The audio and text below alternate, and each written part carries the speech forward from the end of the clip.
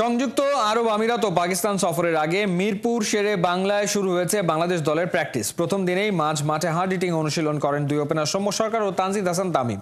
তবে দুশ্চিন্তার নাম তাসকিনের অনুপস্থিতি। ইনজুরিতে পেসারদের বারবার ছিটকে যাওয়ায় এবার রীতিমতো বিসিবির মেডিকেল টিমকে ধুয়ে দিয়েছেন বিসিবির এইচপি কোচ তারেক আজিজ। বিস্তারিত পার্থবণিকের রিপোর্টে।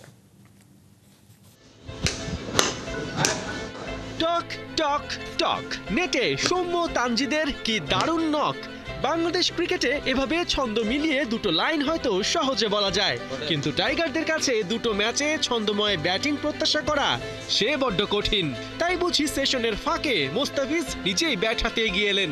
তানজিদের কাছে সবক নিয়ে যদি টেল এন্ডে কিছু রান করতে পারেন। দিন দশেক পরেই সংযুক্ত আরব আমিরাতের বিপক্ষে 2 ম্যাচে টি-20 সিরিজে অংশ নেবে বাংলাদেশ। এরপর 5 ম্যাচের সিরিজ খেলতে গন্তব্য পাকিস্তান।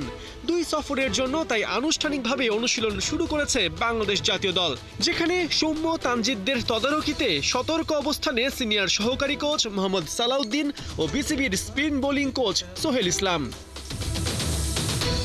বরাবরের মতো এই 2 সিরিজে বাংলাদেশের চিন্তার নাম ব্যাটিং, যার শুরুটা ওপেনিং থেকেই। গেল বছর সৌম্য সরকার 12 টি-20-র প্রত্যেকটাতে ওপেন করলেও বলার মতো তার কেবল 3টা 40+ ইনিংস। 15-এই সেঞ্চুরি তো চিন্তার বাইরে। অন্যদিকে তানজিদ তামিম কিছুটা এগিয়ে। গেল বছর অভিষেকের পর 18 টি-20 খেলে আদায় করেছেন 3টা 50, যদিও সেগুলো জিম্বাবুয়ে আর যুক্তরাষ্ট্রের বিপক্ষে। বড় দল যেমন ভারত, সাউথ আফ্রিকা কিংবা আফগানিস্তানের বিপক্ষে খাবি খেতে হয়েছে তাকে। ব্যক্তিগত পারফরমেন্সের বাইরে জুটি হিসেবে সৌম্য তানজিদকে এখনই ক্যান্সেল করা যায় না। টি-20 ওপেনিংয়ে বাংলাদেশের দ্বিতীয় ও চতুর্থ সেরা জুটি গেল বছর তারা উপহার দিয়েছেন। বিসিবির এইচপি কোচ তারেক আজিজ অবশ্য আশাবাদী। আমাদের সালাউদ্দিন ভাই এসেছেন, আমাদের যে নতুন কোচিং প্ল্যানটা 2027 সালের একটা প্ল্যান করে আগাচ্ছেন। তারা তাদের ভিশনটা সম্পর্কে যদি ক্লিয়ার হন এবং কাকে দিয়ে কখন কি কাজগুলো করাবেন, এই পাথওয়েটা যদি ওনারা আগের থেকে ঠিক করতে পারেন, সেই জায়গাগুলোতে আমার মনে হয় তারা চমৎকারভাবে কাজ করতে পারবেন।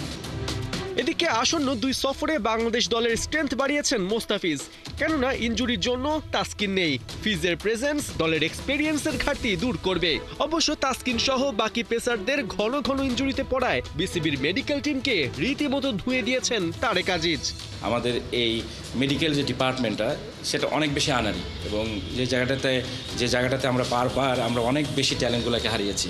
বিকজ তার আইডেন্টিফিকেশনের যে জায়গাগুলো থাকে, আসলে প্লেয়ারটা কেন ইনজুরিতে পড়ছে এবং কোন প্রক্রিয়াতে আসলে রিকভারি করে ফেরত নিয়ে আসার যে জায়গাগুলো, সেই জায়গাগুলো আরও বেশি মনোযোগী হওয়া দরকার এবং প্লেয়ারগুলোর প্রতি অনেক বেশি যত্নশীল হওয়া দরকার।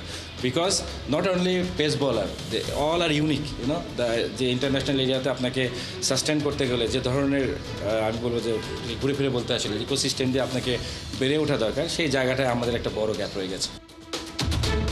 পার্থবণিক, 71, ঢাকা।